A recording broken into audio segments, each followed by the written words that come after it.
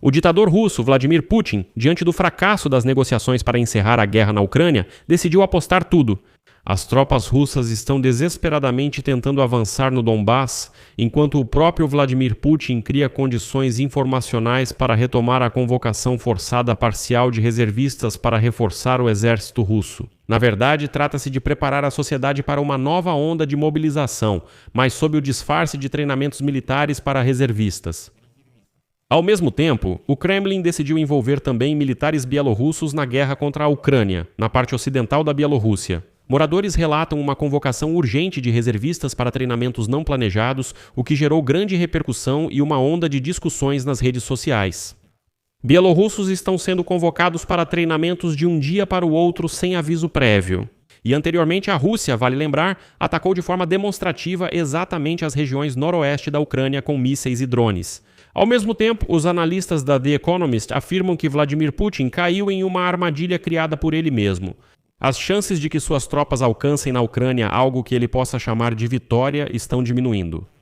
Muitos esperam que as negociações de paz deem a Vladimir Putin uma saída da situação, já que o presidente dos Estados Unidos, Donald Trump, forçará a Ucrânia a ceder o território de Donbass para Putin.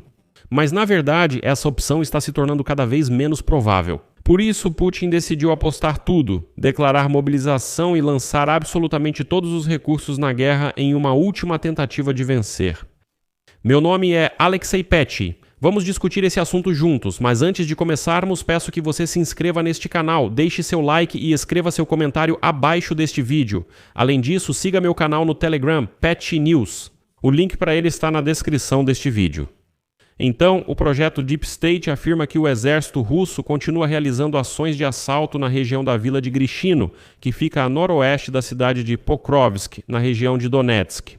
Nas últimas 24 horas, infelizmente, os ocupantes conseguiram obter sucesso lá. As tropas russas também tiveram avanços territoriais nas vilas de Reznikovka e Golubovka, onde, devido ao avanço do inimigo, a zona cinzenta também aumentou. Bem, e anteriormente os russos capturaram as principais elevações em Mirnogrado e Pokrovsk, na região de Donetsk, o que piorou significativamente a já difícil logística. Agora ela é impossível até mesmo com o uso de robôs. Da mesma forma, os ocupantes estão trazendo para Mirnogrado seus grupos de infantaria e operadores de drones, e já posicionaram na cidade artilharia, equipamentos, comando militar e quartéis generais. Mas isso também é importante. Pokrovsk e Mirnogrado não estão 100% ocupadas. Essas cidades desempenham um papel importante na defesa do flanco de Pokrovsk. Se os russos tiverem sucesso lá, então começarão a avançar ou em direção à aglomeração Slaviansk-Kramatorsk, ou na direção das regiões de Kharkiv ou Dnipropetrovsk. Bem, e agora as forças armadas da Ucrânia controlam a parte norte de Pokrovsk e a parte norte de Mirnogrado. Ao mesmo tempo, cada vez mais aparecem relatos de que as perdas do exército russo começaram a superar o número de recrutas. Por isso, especialistas do Instituto de Estudos de Guerra de Washington afirmam que o presidente da Rússia, Vladimir Putin, está criando condições informacionais para retomar a convocação parcial e forçada de reservistas, a fim de repor as perdas do exército russo na Ucrânia. Segundo eles, a preparação para uma nova mobilização parcial é evidenciada pelas leis aprovadas no final do ano passado, que permitem ao Ministério da Defesa da Federação Russa utilizar a reserva de mobilização de 2 milhões de pessoas. Além disso, soldados contratados já não cobrem mais as perdas na linha de frente. De acordo com estimativas das inteligências ocidentais, em janeiro a linha de recrutamento trouxe para o exército russo 9.000 pessoas a menos do que os generais russos perderam no campo de batalha. E embora as autoridades russas tenham declarado que os reservistas, aqueles que servem no exército e assinaram um contrato para permanecer na reserva, seriam enviados apenas para proteger instalações críticas. Na lei está escrito em letras miúdas a possibilidade de seu uso fora da Rússia. Desde novembro, os escritórios de alistamento militar na Rússia fazem recrutamento o ano todo. E em dezembro, Putin assinou uma lei sobre treinamentos para reservistas. E, consequentemente, tudo isso indica que eles estão se preparando para usar esses reservistas posteriormente na guerra. E lembro que a rodada anterior de mobilização na Rússia, em setembro de 2022, provocou uma onda aguda de descontentamento e fuga para o exterior. De 700 a 900 mil pessoas, isso é oficial. Putin, como destacam os especialistas, teme uma repetição disso. Embora o ritmo atual de recrutamento de contratados permita apenas manter o efetivo do exército estável, de forma alguma é possível formar reservas para uma futura ofensiva de verão. Agora vou citar um trecho do relatório do Instituto para o Estudo da Guerra. Putin já há muito tempo tenta equilibrar, como se diz, entre armas e manteiga. A necessidade de evitar o descontentamento público em relação a mais uma grande mobilização parcial, a necessidade de manter o ritmo da ofensiva e a necessidade de preservar a força de trabalho tanto no setor civil quanto no setor de defesa industrial. E a já pressionada economia russa depende do reforço do exército por meio de contratados, sustentando assim a estratégia russa de guerra de desgaste. Mas a própria viabilidade desse sistema está se aproximando do esgotamento em 2026. Os esforços do Kremlin para preparar a sociedade russa para uma nova convocação parcial de reservistas indicam que Putin está diante de uma escolha difícil. Segundo o vice-presidente do Conselho de Segurança, Dmitry Medvedev, a campanha de recrutamento do Ministério da Defesa da Rússia trouxe para o exército 422 a 423 mil pessoas em 2025. No ano anterior foram 450 mil e em 2023 meio milhão. No ano passado foram 425 mil pessoas, mas Putin decidiu envolver também os bielorrussos nessa intimidação psicológica. Moradores do oeste da Bielorrússia relatam convocação urgente de reservistas para treinamentos inesperados. Relata-se que homens nas regiões ocidentais da Bielorrússia estão recebendo convocações para treinamentos militares sem aviso prévio. Usuários de redes sociais observam que a notificação é entregue no mesmo dia e o envio para os campos de treinamento ocorre algumas horas depois. Nas redações de vários grupos de investigação, destaca-se que as campanhas anteriores de convocação de reservistas não foram acompanhadas de uma reação tão ativa. Nas publicações são mencionados Grodno, Slonin e o vilarejo de Baranki, onde, segundo os moradores locais, estão sendo formados grupos de reservistas. Os moradores afirmam que entre os convocados há muitos pais e mulheres com formação em medicina. Em uma das mensagens disse que a intimação foi entregue bem cedo pela manhã e à noite a pessoa já havia sido enviada para o campo de treinamento.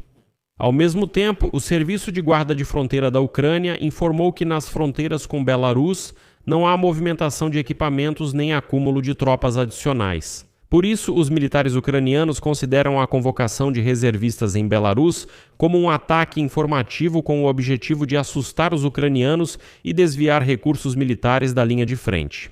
E a esse respeito, a revista Economist publicou um material excelente, eu recomendo que vocês leiam na íntegra.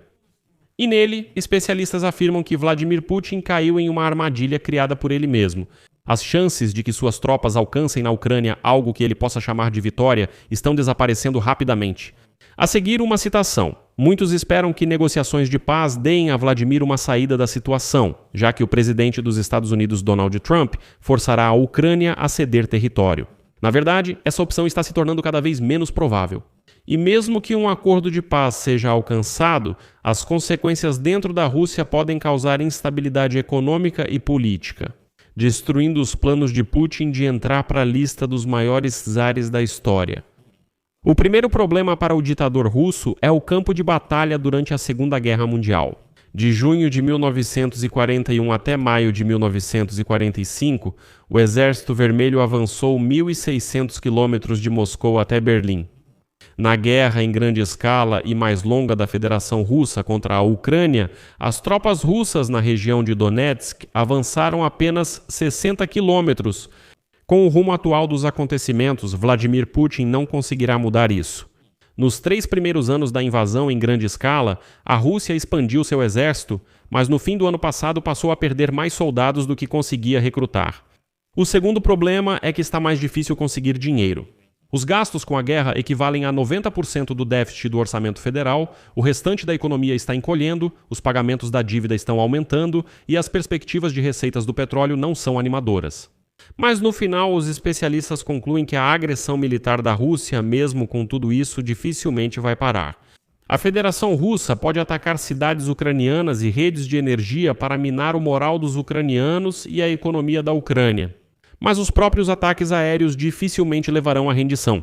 Putin pode acreditar que a Europa vai abandonar a Ucrânia. mas o apoio europeu, lembro, aumentou no ano passado. Pelo contrário, sua maior esperança pode ser que a Ucrânia enfrente uma crise política ou esgote suas reservas de soldados e armas antes da Rússia. Porém, a aposta de Putin no colapso da Ucrânia nos últimos 4 anos fracassou e as chances disso ocorrer diminuem. Então surge a pergunta: por que Vladimir Putin não concorda com a paz? Primeiro, Putin quer garantir em um acordo de paz conquistas que nunca alcançará. Ou seja, entreguem-me Donbás. E em segundo lugar, Putin entende que a paz na Ucrânia pode provocar uma crise na Rússia.